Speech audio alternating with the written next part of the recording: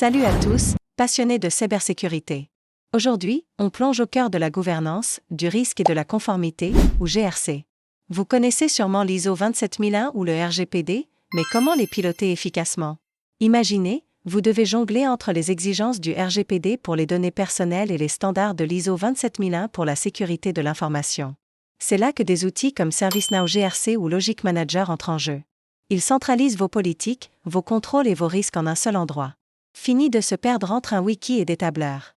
Ces plateformes s'intègrent à vos scanners de vulnérabilité comme Nessus ou Kali et à vos inventaires d'actifs comme GLPI. Elles remontent les données, les analysent et vous donnent une vision claire de votre posture de sécurité. Vous pouvez ainsi prouver votre conformité en quelques clics. C'est un gain de temps énorme et une tranquillité d'esprit inestimable. Si cette intro à la GRC vous a plu, likez et abonnez-vous pour plus de contenu cyber. Vous vous demandez comment naviguer dans la jungle de la cybersécurité? Parlons de GRC, gouvernance, risque et conformité. C'est la boussole qui guide votre entreprise vers la sécurité. Au cœur de la GRC, on trouve des cadres réglementaires et normatifs. Le RGPD, ou Règlement général sur la protection des données, est incontournable en Europe pour protéger les données personnelles.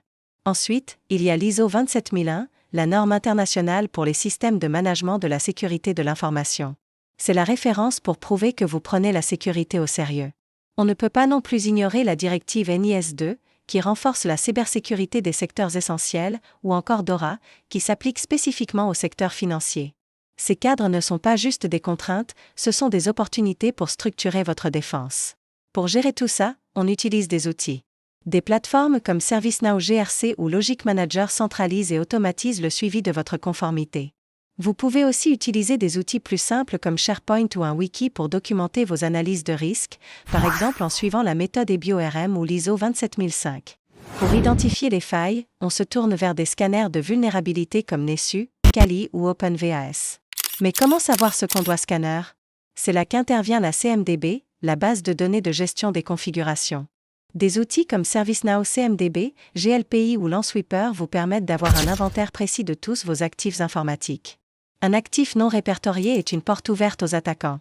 Petite pause. Vous cherchez un expert pour vous accompagner sur ces sujets? Que ce soit pour un pentest, un audit de conformité ou la mise en place de votre stratégie GRC, je vous recommande chaudement le consultant en cybersécurité Ardan Landry. Son expertise est précieuse pour sécuriser vos systèmes. N'hésitez pas à le contacter. Reprenons. Une fois les vulnérabilités identifiées, il faut surveiller en continu. C'est le rôle des SIEM comme Splunk, QRadar ou Azure Sentinel.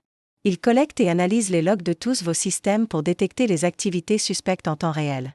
Pour gérer les accès, des solutions comme Microsoft Entra ID, SailPoint ou CyberArk sont essentielles pour s'assurer que seules les bonnes personnes ont accès aux bonnes informations.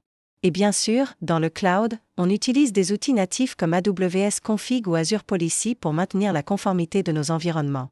La GRC, c'est l'art d'orchestrer tous ces éléments pour créer une posture de sécurité solide et résiliente.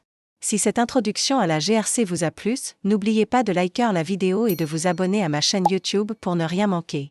Partagez-la pour aider d'autres personnes à mieux comprendre ces enjeux. Et si vous voulez plus de contenu sur ce sujet, écrivez GRC en commentaire. Merci pour votre soutien et à très bientôt.